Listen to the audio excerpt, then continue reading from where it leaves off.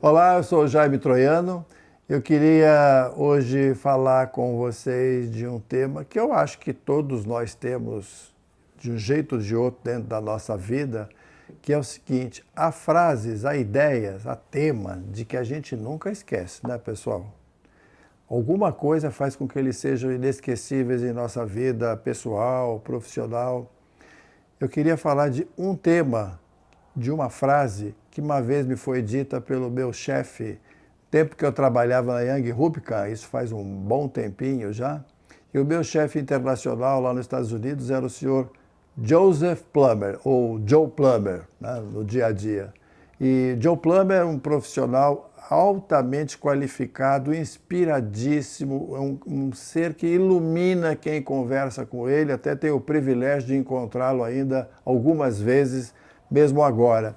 E uma vez ele me disse o seguinte: a gente estava estudando uma forma de fazer um projeto para uma determinada marca, e ele me disse o seguinte: Jaime, pôs a mão no meu ombro e falou o seguinte: nós não fazemos consumer research, pesquisa de consumidor. O que nós fazemos, quando fazemos bem, é people research, pesquisa de gente, de pessoas. Olha, isso bateu em mim com uma força inesquecível, até hoje eu tenho isso no meu dia a dia, pauto muito dos trabalhos que eu faço e das coisas que eu estudo, pensando nisso. Olha, nós não estamos diante de consumidor. Consumidor é uma aparência, às vezes, frágil de uma coisa que é um pedaço de uma pessoa. O que a gente faz é estudar gente.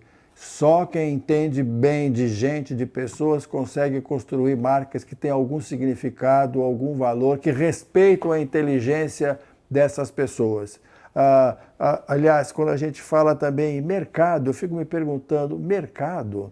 Existe uma coisa que se chama mercado? O mercado é apenas a fachada de algo maior, que é a sociedade. Essa sim existe, tem um significado. O mercado parece apenas uma aparência de algo que esconde aquilo que é de fato o mundo onde a gente vive, né?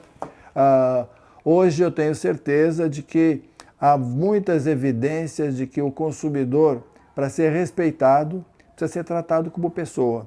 E para ser tratado como pessoa, precisa ser estudado como pessoa. E, portanto, em branding, em gestão de marca, não dá para fazer atalhos e tratar apenas de comportamentos muito imediatistas, leituras muito literais, às vezes, do que eles fazem. Eu lembro mais uma vez que o consumidor nos diz o que pensa, mas faz o que sente. Se eu quero entender, de fato, como me relacionar com ele por meio de uma marca, eu preciso entender profundamente o que ele sente, quem ele é e o que ele sente. E daí a frase do Joe Plummer é inesquecível, né?